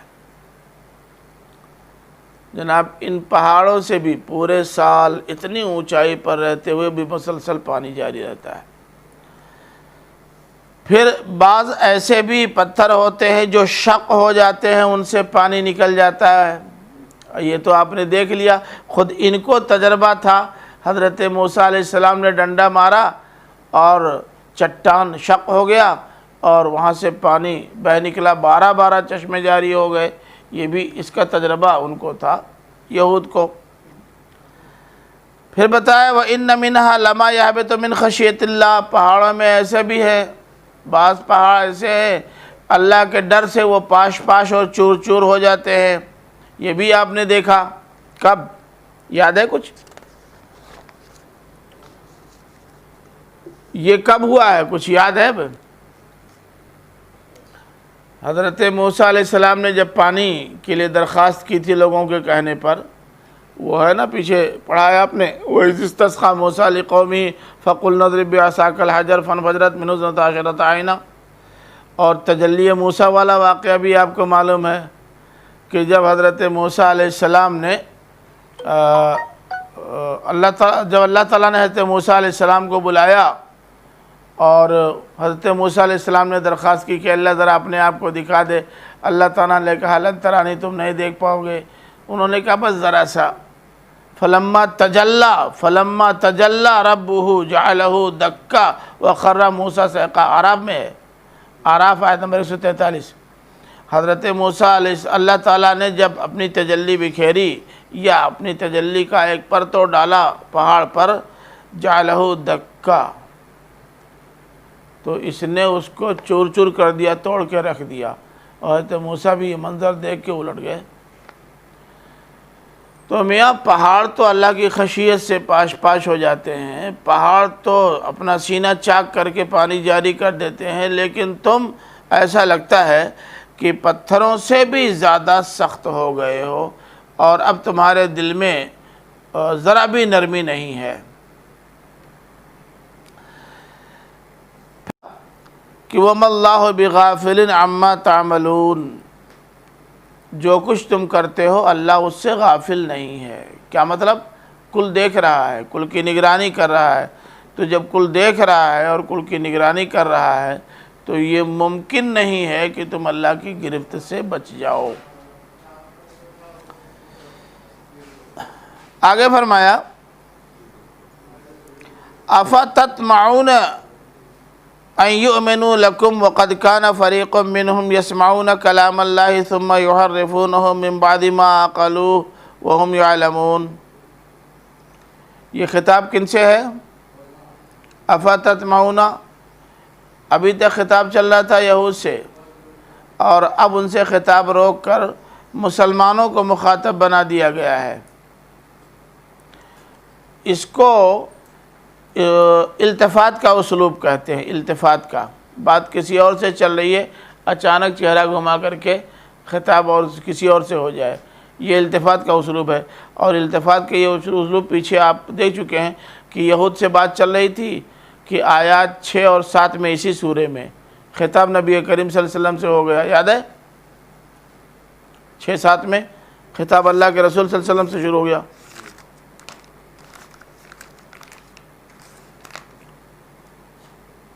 دیکھ رہے نا، ان الذین کفروا سواء علیہم اانذرتہم ام لم تنذرہم، خطاب نبی کریم صلی اللہ علیہ وسلم سے شروع ہو گیا۔ پھر اسی طرح سے اس کے بعد یہود سے گفتگو پھر شروع ہو گئی، اور پھر آیت نمبر 21 سے آیت نمبر 29 تک بنی اسرائیل مخاطب بن گئے، یہ بھی التفات کا اسلوب ہے۔ پھر بات اب یہاں تک آتے آتے اب تھوڑا سا ان سے گفتگو کو روک کر کے گفتگو شروع ہو گئی، کن سے؟ مسلمانوں سے۔ فرمایا کہ کیا اے مسلمانوں، کیا تم یہ امید رکھتے ہو کہ یہ تمہاری بات مان لیں گے؟ دلائل اور براہین سے واضح کرو گے، بات واضح ہو جانے کے بعد یہ تمہاری بات مان لیں گے؟ وَقَدْ كَانَ فَرِيقٌ مِّنْهُمْ، جبکہ ان کے درمیان ایسے گھاگ اور ڈھیٹ لوگوں کی بھی ایک جماعت ہے کہ یہ اللہ کا کلام سنتے ہیں اور سمجھتے ہیں، پھر سننے سمجھنے کے بعد اپنی ضرورت کے لحاظ سے اس کو بدل دیتے ہیں۔ وَهُمْ يَعْلَمُونَ، اور یہ جانتے ہیں کہ بدل رہے ہیں اور یہ بدلنا غلط ہے، جو ان کے لیے خطرناک ثابت ہو سکتا ہے۔ اس کے باوجود یعنی جانتے بوجھتے پوری ڈھٹائی کے ساتھ شرارت کرتے ہوئے کلام الہی میں تحریف کر دیتے ہیں۔ تو جس جماعت میں ایسے لوگ موجود ہوں، کیا اس جماعت سے تم یہ توقع رکھتے ہو کہ وہ تمہاری بات مان لیں گے؟ تو کیا مطلب؟ اب یہود کو نہ سمجھایا جائے؟ سمجھائیے، لیکن اگر وہ نہیں مانتے تو بہت زیادہ پریشان اور بددل ہونے کی ضرورت نہیں ہے، کیونکہ یہ ہیں اس طبیعت اور قماش کے لوگ۔ اب یہ قد کان فریق منہم سے اشارہ لگتا ہے یہود کے علماء کی طرف ہے، کیونکہ تحریف کا کام کرنے والے عوام نہیں تھے، یہی علماء تھے۔ تحریف کی کئی شکلیں رہی ہیں انہوں نے جو اختیار کیا ہے، ان میں سے ایک جان بوجھ کر دیدہ و دانستہ ایسی تعویل کر دی جائے جو قائل کے منشا کے بالکل خلاف ہو۔ مثلا سبت کے معاملے میں اللہ تعالیٰ نے جب منع کیا کہ سبت کے روز مچھلی کا شکار کرنا ممنوع، تو یہ کیا کرتے تھے؟ یہ اس روز شکار کرنے کے بجائے جب مچھلیاں قریب آتی تھیں ان کو گھیر کے چلے آتے تھے، دوسرے دن جا کے شکار کرتے تھے۔ حکم الہی میں تحریف یہ بھی ہے۔ یہ تو کوئی بات نہیں ہوئی کہ ہم شکار تو کر نہیں رہے، خالی گھیر رہے ہیں، یہ گھیرنا شکار کرنا نہیں ہوا کیا؟ پھر کسی لفظ کے طرز ادا کو اور اس کی قرأت کو اس طرح تبدیل کر دیا جائے کہ بات کہیں سے کہیں نکل جائے۔ مثلا جو مروہ ہے، حضرت اسماعیل علیہ السلام کے ذبح ہونے کی جگہ مروہ، اصل حضرت اسماعیل علیہ السلام کو حضرت ابراہیم نے اسی جگہ قربان کرنا چاہتا، وہیں ذبح کرنا چاہتا۔ اس جگہ کو انہوں نے تھوڑا سا لہجہ تبدیل، مروہ کو انہوں نے لپیٹ ایسے کر، آج تک ان کی زبان ایسی ہے۔ آپ یہود کی زبان سنیے کبھی، جو بولتے ہیں انگریزی، آج تک وہ لاگ لپیٹ کے ٹیڑھا میڑھا کر کے اب تک بولتے ہیں، یہ مزاج ان کا اب بھی بنا ہوا۔ تو اس مروہ کو ایسا مورا کر دیا کہ وہ مروہ کے بجائے مورا ہو گیا، اور ایسا بھی کیا ہے کہ وہ مورا کی جگہ پر باقاعدہ سیدھے انہوں نے مریا کر دیا، لکھ دیا مریا، اب وہ مروہ سے مریا ہو گیا۔ یہ مورا یا مریا دونوں کا تعلق اس علاقے سے جہاں حضرت اسحاق علیہ السلام تھے، اس علاقے سے نہیں جہاں حضرت ابراہیم علیہ السلام تھے، حضرت اسماعیل علیہ السلام تھے، یعنی حجاز سے اس کا کوئی تعلق نہیں، فلسطین سے ہے۔ تو تحریف کی یہ شکل بھی سامنے آئی ہے۔ اسی طرح سے کسی عبادت یا کلام میں ایسی تبدیلی کر دی جائے کہ رخ ہی چینج ہو جائے، یعنی تاریخ بالکل بدل جائے۔ مثلا انہوں نے اپنی کتاب میں تحریف یہ کر ڈالی کہ پہلا اور اکلوتا بیٹا اسماعیل، مگر لفظ اسماعیل کی جگہ پر انہوں نے لفظ اسحاق ڈال کر صورت بدل دی کہ اکلوتے بیٹے یہ ہیں، حالانکہ ان کی چوری خود پکڑی گئی۔ اسی تورات کے اندر ایک جگہ انہوں نے لکھا ہے کہ ابراہیم کے جب پہلا بیٹا ابراہیم کے جب اسماعیل پیدا، پہلا نہیں کہا، ابراہیم کے جب اسماعیل پیدا ہوا تو ابراہیم کی عمر 85 برس کی تھی، اور اسماعیل کے ایک دوسری جگہ لکھا ہے کہ اسماعیل کے جب اسحاق پیدا ہوا تو ان کی عمر 100 برس تھی۔ اب آپ بتائیں کہ نام چینج کر کے اسماعیل کی جگہ پر اسحاق ڈال کے تاثر یہ دیا کہ اکلوتے بیٹے یہ ہیں، لیکن دوسری جگہ پکڑے گئے کہ جب 85 سال کی عمر میں ان کو بیٹا پیدا ہوا اسماعیل اور 100 سال کی عمر میں بیٹا پیدا ہوا اسحاق، تو بتاؤ اسماعیل پہلے اور اکلوتے ہوئے کہ اسحاق ہوئے؟ اس طرح کی تعریفات وہ بہت کرتے تھے۔ اسی طرح سے ایسے الفاظ جن کے کئی معنی ہو سکتے تھے، ان الفاظ کو انہوں نے وہ معنی پہنا دیا جو ان کی مقصد براری میں استعمال ہو سکے۔ مثلا ابن ہے، ابن کے معنی بیٹے کے بھی عبرانی زبان میں آتے ہیں اور غلام کے بھی آتے ہیں۔ اب ابن اللہ جو آیا ہے تو وہاں اس سے مراد عبداللہ ہے، اللہ کا بندہ، اللہ کا بیٹا نہیں، مگر یہ عبد کو غائب کر کے ابنیت کو لے آئے اور اب ابن اللہ کی جگہ پر انہوں نے ترجمہ کر دیا اللہ کا بیٹا۔ یا اسی طرح سے اب ہے، اب باپ کے معنی میں بھی آتا ہے اور رب کے معنی میں بھی آتا ہے۔ اب انہوں نے اب کا استعمال ہر جگہ باپ کر دیا، اللہ تعالیٰ بجائے رب ہونے کے باپ ہو گیا حضرت عیسیٰ علیہ السلام کا۔ یہ سب تحریفات کی مختلف شکلیں ہیں، اور اہل کتاب نے ان تمام پہلوؤں سے اپنی کتابوں میں تحریف کی ہے۔ آگے ہے کہ وَإِذَا لَقُوا الَّذِينَ آمَنُوا قَالُوا آمَنَّا وَإِذَا خَلَا بَعْضُهُمْ إِلَى بَعْضٍ قَالُوا أَتُحَدِّثُونَهُم بِمَا فَتَحَ اللَّهُ عَلَيْكُمْ لِيُحَاجُّوكُم بِهِ عِندَ رَبِّكُمْ أَفَلَا تَعْقِلُونَ۔ اور یاد کرو کہ اور جب یاد کرو نہیں، اس نہیں اذا ہے، اور جب یہ ان لوگوں سے ملتے جو ایمان لائے تو کہتے آمنا۔ پیچھے یہ بات گزر چکی ہے کہ جب ان کو ایمان لانے کی دعوت دی جاتی تھی تو یہ کہتے تھے آمنا باللہ والیوم الآخر، ہم تو اللہ اور یوم آخرت پر ایمان لائے ہوئے ہیں ہی۔ اب یہ آمنا کہتے تھے تو بہت سارے سادہ لوگ مسلمانوں کو خیال یہ ہوتا تھا کہ ابھی عمل میں کمزوری ہوگی لیکن مومنین کی جماعت میں یہ بھی داخل ہو گئے ہیں، مقصود بھی یہی تھا۔ لیکن وَإِذَا خَلَا بَعْضُهُمْ إِلَى بَعْضٍ، لیکن جب یہ ایک دوسرے سے الگ اور تنہائی میں ملتے تھے، قَالُوا أَتُحَدِّثُونَهُم بِمَا فَتَحَ اللَّهُ عَلَيْكُمْ، تو وہ ان کو ڈانٹتے تھے کہ میاں تم نے ان کو وہ بات بتا دی جو اللہ تعالیٰ نے صرف تم پر کھولی تھی، تاکہ وہ اس کو دلیل بنا لیں تمہارے خلاف تمہارے رب کے پاس۔ بدھی نہیں ہے کیا؟ افلا تعقلون۔ اب دو آدمی آئے اللہ کے رسول صلی اللہ علیہ وسلم کی مجلسوں میں، اور یہ دونوں آمنا کا دعویٰ کر کے مسلمانوں کو دھوکے میں رکھنا چاہتے تھے۔ اسی دوران بات یہ آ گئی کہ جناب یہ جو رسول ہمارے سامنے موجود ہیں، ان کی آمد کی پیشین گوئی تو آپ کی آسمانی کتابوں میں موجود ہے۔ ان میں سے ایک نے کہہ دیا کہ ہاں ہے، تو بس اب جب یہاں سے دونوں آدمی گئے یہاں سے ہٹ کر الگ، تو ڈانٹنا شروع کر دیا، کیوں جی یہ تم نے کیوں کہہ دیا کہ ہے؟ کیا ضرورت تھی کہنے کی؟ چپ رہے ہوتے، خاموش رہے ہوتے، بولے ہی نہ ہوتے، کچھ اور کہہ دیا ہوتا۔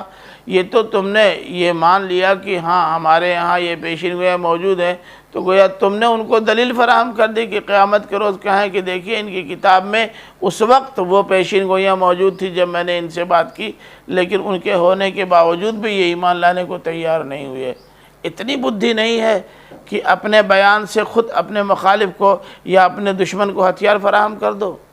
اتنی موٹی سی بات سمجھ میں نہیں آتی ایک طرف دعوی ایمان بھی ہے اور دوسری طرف اگر وہ کہیں حق کا اعلان و اظہار کر دیں یا کم سے کم درجے میں اعتراف بھی کر دیں تو ان کی باز پرس شروع ہو جاتی ہے۔ اولا یعلمون ان اللہ یعلم ما یسرون وما یعلنون، کیا وہ اس بات کو نہیں جانتے کہ اللہ تعالیٰ جانتا ہے اس کو جو وہ چھپاتے ہیں اور اس کو بھی جو وہ ظاہر کرتے ہیں۔ یہ جو آمنا ظاہر کر رہے ہیں واقعی مومن ہیں کہ نہیں اللہ جانتا ہے۔ بہت سارے حقائق جو ان کی کتابوں میں موجود ہیں آخری شریعت سے متعلق ان کو چھپاتے ہیں، اللہ تعالیٰ یہ بھی جانتا ہے کہ وہ چھپاتے ہیں۔ تو یہ جو کچھ کر رہے ہیں ان سے اللہ تعالیٰ واقف ہے۔ سبق بند کرنا کہ ابھی چلو۔ وَمِنْهُمْ أُمِّيُّونَ لَا يَعْلَمُونَ الْكِتَابَ إِلَّا أَمَانِيَّ وَإِنْهُمْ إِلَّا يَظُنُّونَ، اور ان میں کچھ وہ لوگ بھی ہیں جو امی ہیں، کتاب نہیں جانتے۔ یہ وہ لوگ ہیں جو کتاب، یہ امی یہاں بہت صاف لفظوں میں ان لوگوں کے لیے استعمال ہوا ہے جو خواندگی اور قرأت سے واقف نہیں تھے یا کتابت سے واقف نہیں تھے، یعنی ان میں ان پڑھ لوگ، عام لوگ۔ لا یعلمون الکتاب، یہ جانتے ہی نہیں کہ کتاب کیا ہے اور کتاب میں کیا ہے، لیکن ان کے پاس عقائد کی کمی تو تھی نہیں، اور عقائد اور نظریات ان کے بھی بہت مضبوط، ٹس سے مس ہونے والے نہیں۔ ہمارے ہاں بھی آپ دیکھیں کہ جاہل مولانا بہت ملیں گے آپ کو، جو نہ قرآن مجید پڑھ سکتے نہ حدیث پڑھ سکتے نہ ان کی زبان سے واقف ہیں، تقریریں سن سن کے مولانا بن جاتے ہیں۔ ایسے لوگوں کی جماعت بہت بڑی موجود ہے آج، فتوے بھی سب سے زیادہ وہ دیتے ہیں، سب سے زیادہ مسئلے مسائل وہ بتاتے ہیں، لوگوں کو کافر فاسق اور منافق بنانے میں سب سے اہم رول ادا کرتے ہیں۔ ایسے لوگوں کی کمی نہیں۔ تو اصل میں ان کے سامنے جو تصویر ان کے علماء یا ان کے مقررین کی طرف سے آتی ہے اسی کو وہ کل دین سمجھتے ہیں۔ اللہ تعالیٰ نے فرمایا کہ یہ جو ان کا تصور ہے، ان کا عقیدہ ہے، یہ محض امانی ہے، اس سے زیادہ کچھ نہیں۔ امانی امنیہ کی جمع ہے جس کے معنی آرزو کے ہوتے ہیں، توقع کے۔ فرمایا انہم الا یظنون، یہ جو کچھ کہہ رہے ہیں اپنے ان امانی کی بنیاد پر، یہ صرف اٹکل کے تیر ہیں بس جو چلا رہے ہیں، ان کے پاس کوئی ٹھوس ثبوت نہیں ہے۔ یہ ظن گمان کرنے کے معنی میں ہے۔ فوائل للذین، امی جو لفظ ہے پڑھ کے معنی میں استعمال، یہی لفظ آپ صلی اللہ علیہ وسلم کے بھی استعمال ہوا ہے۔ ان پڑھ کے معنی میں بھی آتا ہے، ان پڑھ کے معنی میں ہی آتا ہے، یہ بات قرآن میں تو ایک جگہ جب استعمال ہے اسی معنی میں تو دوسری جگہ بھی اسی معنی میں۔ یہ کیا ضروری ہے کہ ایک معنی میں جو استعمال ہو، ایک لفظ ایک جگہ اسی معنی میں ہر جگہ استعمال ہو؟ ایسا تو ہوتا نہیں، ضروری نہیں ہے۔ دیکھیں امی کے معنی تین ہو سکتے ہیں، ایک وہ جو لکھنے پڑھنے سے واقف نہ ہوں، جو لکھنا پڑھنا نہ جانتے ہوں، دوسرے وہ جو بالکل سادہ طبیعت کے ہوں، ایسے جیسے ماں کے پیٹ سے کوئی بچہ پیدا ہوتا ہے، تیسرے ام القریٰ کے رہنے والے۔ اب یہ کیا ضروری ہے کہ ایک ہی معنی ہر جگہ فٹ ہو؟ کہیں امی کا معنی ہو سکتا ہے ان پڑھ کا کہ لکھنا پڑھنا نہ جانتے ہو، کہیں معنی ہو سکتا ہے بالکل سادہ طبیعت کا، جیسے ماں کے پیٹ سے پیدا ہونے والا بچہ کوئی سیاست لے کے نہیں آتا، کہیں معنی ہو سکتا ہے ام القریٰ کا رہنے والا۔ یہ کیا ضروری ہے کہ تینوں میں سے ایک ہی معنی ہر جگہ لیا جائے؟ قرائن نہ بتائیں گے کہ کون سا معنی کہاں زیادہ موضوع ہے؟ اگر یہ مجبوری ہو کہ یہی معنی ہر جگہ لیا جا سکتا ہے تب تو ٹھیک ہے، لیکن ایسی کوئی مجبوری نہیں ہے۔ جی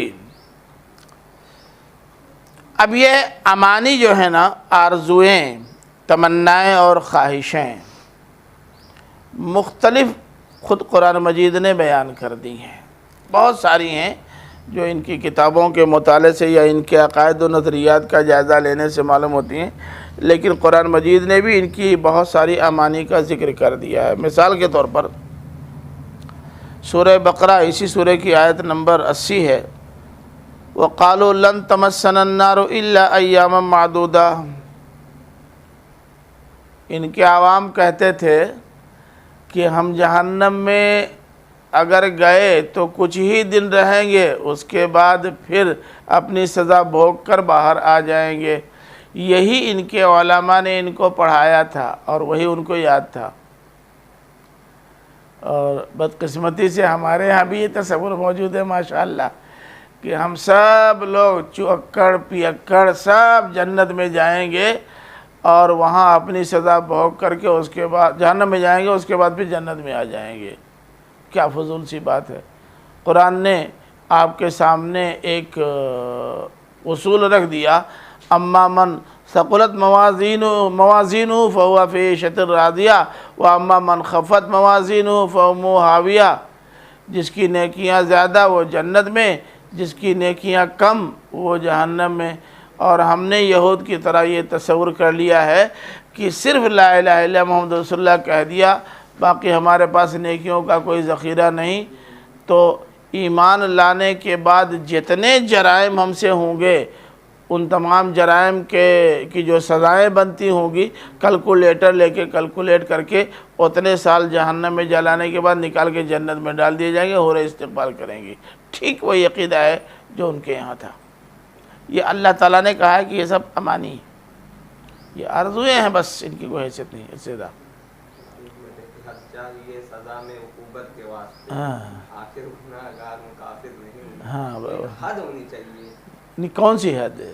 تو وہی جو لوگوں نے حد مقرر کر دی ہے۔ ہم نہیں کر سکتے، اللہ تعالیٰ نے حد مقرر کی ہے۔ اصل میں یہی غلط ہے، ہم لوگ بہت سارا اللہ تعالیٰ کا کام اپنے ذمہ لے لیتے ہیں اور یہ صحیح نہیں ہے۔ حد مقرر کرنا اللہ کا کام ہے، ہمارا کام نہیں، رسول کا بھی کام نہیں ہے۔ ہوگی کوئی حد مقرر ہوگی۔ ہاں مقرر کا بتائیے، اما من ثقلت موازینہ فہو فی عیشۃ راضیہ واما من خفت موازینہ فامہ ہاویہ، دونوں کے بارے میں آیا ہے خالدین فیہا خالدین فیہا، قصہ ختم۔ یہ سب امانی ہیں، جھوٹی آرزوؤں میں مبتلا نہیں ہونا چاہیے۔ اچھا بالفرض مان لو کہ سزائیں بھوگنے کے بعد جنت میں داخلہ مل جائے گا، بہت اچھی بات ہے، لیکن اللہ تعالیٰ اگر یہ کہے کہ ہم نے تو بتا دیا تھا خالدین فیہا خالدین فیہا خالدین فیہا، 1500 مرتبہ خالدین فیہا یاد نہیں رہا، اور کسی نے یہ کہہ دیا، وہ بھی قرآن مجید میں کہیں نہیں ہے، کسی نے کہہ دیا کہ نہیں بعد میں جنت مل سکتی ہے تو مان لیا۔ اتنے سارے بیانات، واضح بیانات اہمیت کے حامل نہیں، اور موہوم سا بیان بڑی اہمیت کا حامل ہو گیا، تب تو گاڑی پھنس جائے گی نا۔ تو گاڑی پھنسانی نہیں ہے۔ اگر مان لیجئے کہ ہم یہاں اعمال کر کے جائیں اور جنت میں براہ راست داخلہ مل جائے تو ہمارا نقصان کیا ہے؟ کیا جہنم کی لذت لینا ضروری ہے؟ اور اگر خدا نخواستہ کوئی چیز جب ملتی ہے اس کا مزہ ہی الگ ہوتا ہے۔ مطلب وہ چاہے جہنم ہی کیوں نہ ہو، انا للہ و انا الیہ راجعون۔ تو میرا خیال ہے کہ کبھی کبھی مولانا سے درخواست کیجئے کہ وہ اگرچہ حشر میں آ گئے ہیں مگر اب بھی 4-6-10 ڈنڈا لگا دیا کریں، اس کی لذت ہی کچھ اور ہے۔ جی مولانا، ہاں لفظ کے تعلق سے قرآن میں آیا وما كنت تتلو من قبله، لفظ سلام کے تعلق سے آیا ہے كنت تتلو من قبله من کتاب ولا تخطو بيمينك اذا لارتاب المبطلون، قرآن کا آیت نمبر 48۔ ٹھیک ہے۔ مولانا رسول صلی اللہ علیہ وسلم امی نہیں تھے، کیا رہنا تھا بہتر ہے؟ ہاں اب دیکھیے، قرآن میں یہ کراہت ہے۔ جی جی جی بالکل بالکل صحیح، بالکل صحیح۔ اب جیسے آپ طیب ہیں نا، ثاقب، ہاں ثاقب، دیکھیے ابھی تک آپ کی کوئی بہت اعلیٰ درجے کی کتاب سامنے نہیں آئی ہے، اور نہ ابھی ابوالکلام آزاد کا رنگ آپ کے خطاب میں کہیں دیکھنے کو ملا ہے، لیکن اچانک آج آپ مولانا مودودی کی تحریر اور مولانا ابوالکلام آزاد کا خطاب لے کر کے آئیں تو نہیں کہا جائے گا کہ صاحب یہ نابغہ ہیں، کیونکہ ابھی تک تو نہ اس طرح کا خطاب اور نہ اس طرح کی کتاب ان کی طرف سے سامنے آتی تھی۔ یہ نہیں کہا جائے گا، نابغہ ایسی لوگوں کو تو کہتے ہیں جن کی صلاحیتیں اچانک نمودار ہوتی ہیں۔ تو بتانا تو وہاں یہ ہے کہ نہ اللہ کے رسول خطاب کے جوہر دکھاتے تھے اور نہ اللہ کے رسول لکھتے پڑھتے تھے جس طرح یہاں لوگ لکھتے پڑھتے ہیں۔ یہ اچانک اتنے اعلیٰ درجے کا کلام جس کو اس کا کوئی تجربہ نہ ہو کہاں سے سامنے آ جائے گا؟ بتانا تو مقصود یہ ہے، اس کے لیے لازماً ان پڑھ ہونا ضروری تو نہیں ہے۔ ہمارے ہاں ماشاءاللہ بہت سارے پڑھے لکھے لوگ ہیں، پورے فارغ بھی ہیں، لیکن نہ زبان بہت اعلیٰ ہے اور نہ تحریر بہت اعلیٰ۔ اچانک ان کی طرف سے آ جائے تو آپ نہیں کہتے کہ صاحب ابھی تک تو نہ آپ ایسا لکھتے تھے نہ ایسا بولتے تھے، یہ کہاں سے آ گیا؟ لگتا ہے کہیں سے یاد کر کے آئیں۔ یہ تو ہوتا ہے، اس سے یہ ثابت نہیں ہوتا کہ وہ لازماً ان پڑھ تھے۔ اب تھے کہ نہیں تھے یہ تو نہیں معلوم، لیکن اس سے اس کا ثبوت نہیں ملتا۔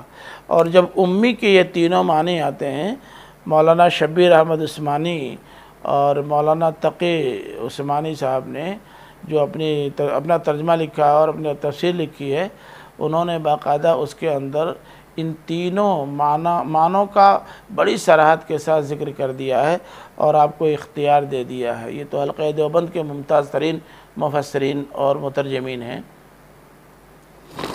غزوہ بدر کے جو قیدی تھے آپ صلی اللہ علیہ وسلم جو نہیں لے پاتے تھے، ان کے پاس پیسہ نہیں، تو آپ صلی اللہ علیہ وسلم نے ان سے کہا کہ ہاں، پڑھا لکھا تو اچھی بات ہے۔ ہاں، تو ایسا لگتا ہے کہ اس زمانے میں جو صحابہ کرام تھے جو پڑھنا نہیں جانتے تھے، یہ کیسے معلوم؟ پڑھائے گا کون جب پڑھنا نہیں جانتے تھے؟ تو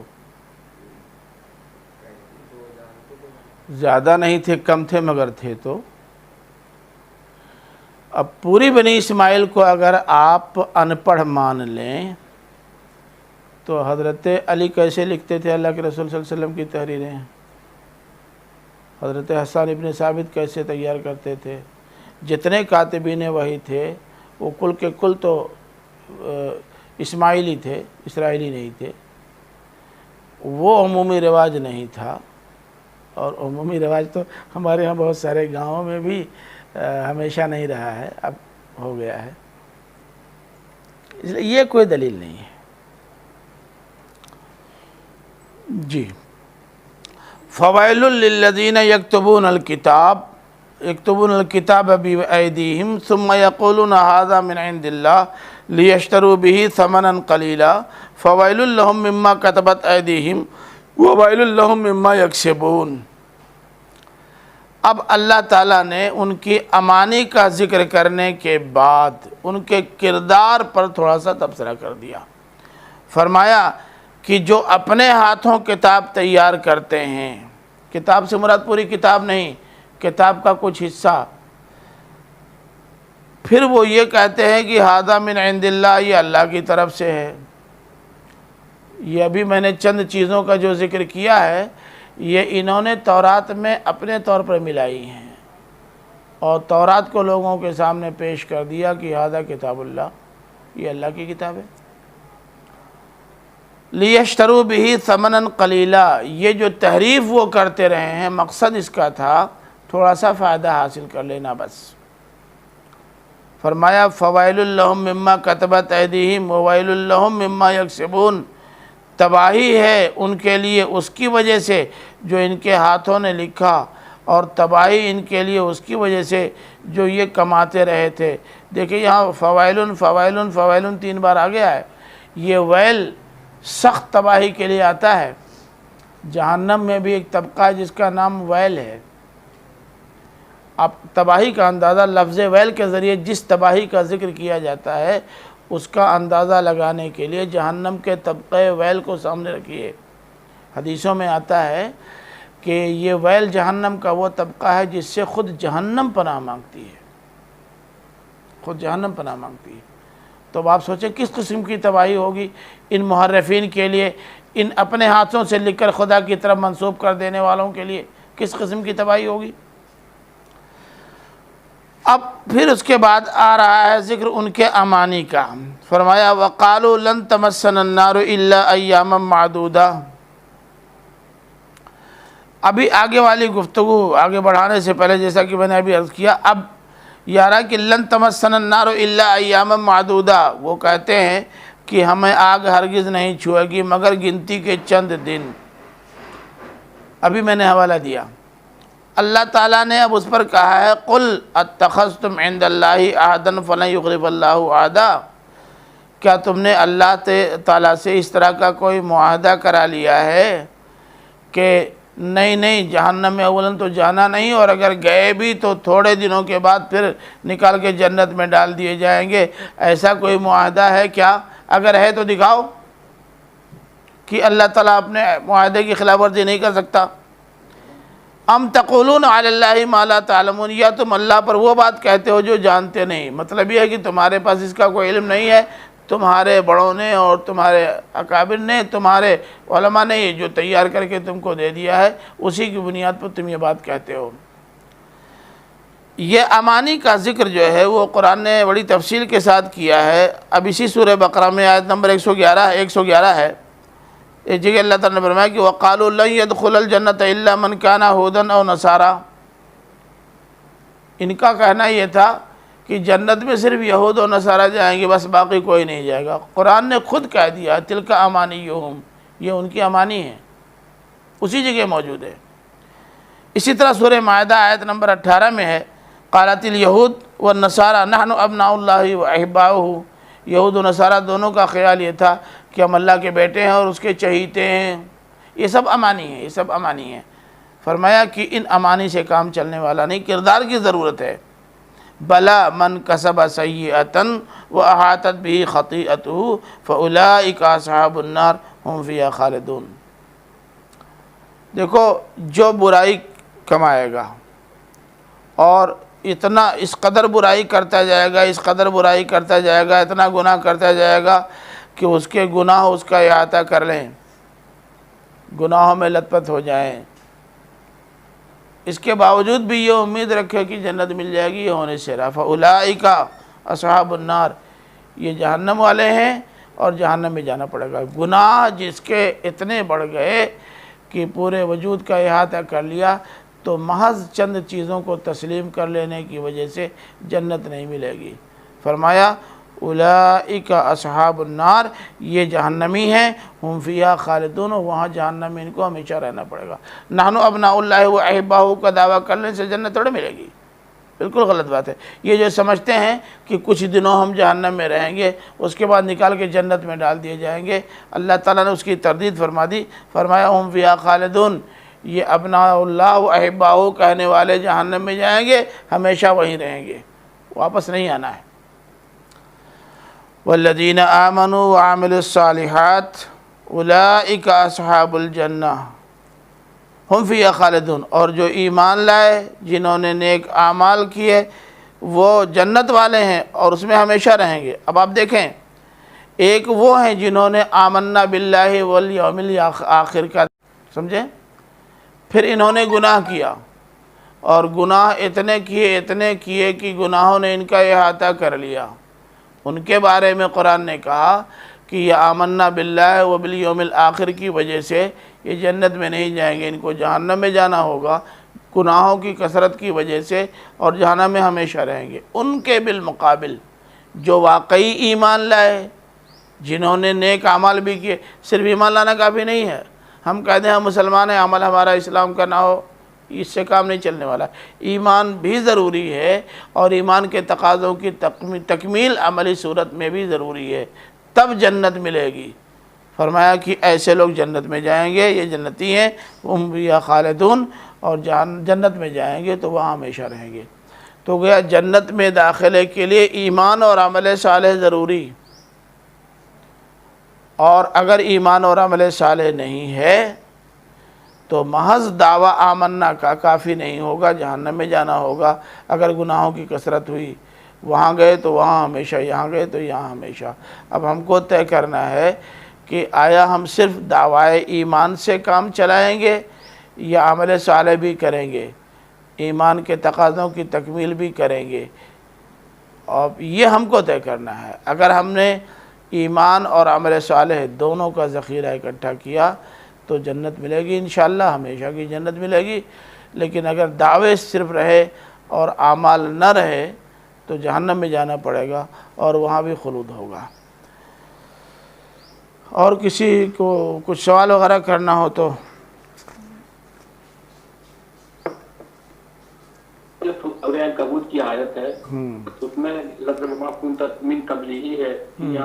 यमीनिका की कैद है, इसकी बहुत सारी बातें पता चली। नहीं तो दोनों में दो अलग अलग तस्वीरें हैं। एक में तो ये है कि ये जो कुछ तैयार किया है तुमने तैयार किया है, किसी और ने तैयार किया होता और तुम्हारे पास वो चीज़ आई होती तो तुम ये कह सकते थे कि हमने तो इसको सही समझा क्योंकि हमको ऐसे ही मिला, लेकिन तुमने अपने हाथ से उसको लिखा है, यानी हक़ की जगह पर नाहक डाला है तुमने।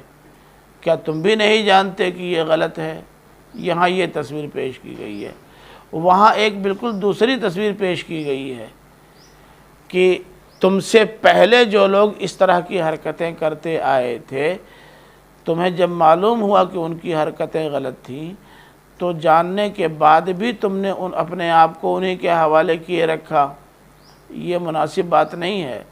जब तुमको मालूम है कि तुम्हारे आबा व अजदाद गलत राह पर थे और जो कुछ वो कर रहे थे वो उन्हें नहीं करना चाहिए, तो महज इस बुनियाद पर कि तुम्हारे बाप दादा हैं उनकी बातों को नहीं तस्लीम कर लेना चाहिए।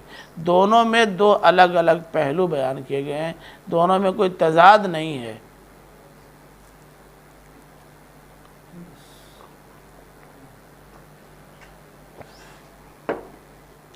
व आखिर दावाना अनिल हम्दुलिल्लाहि रब्बिल आलमीन।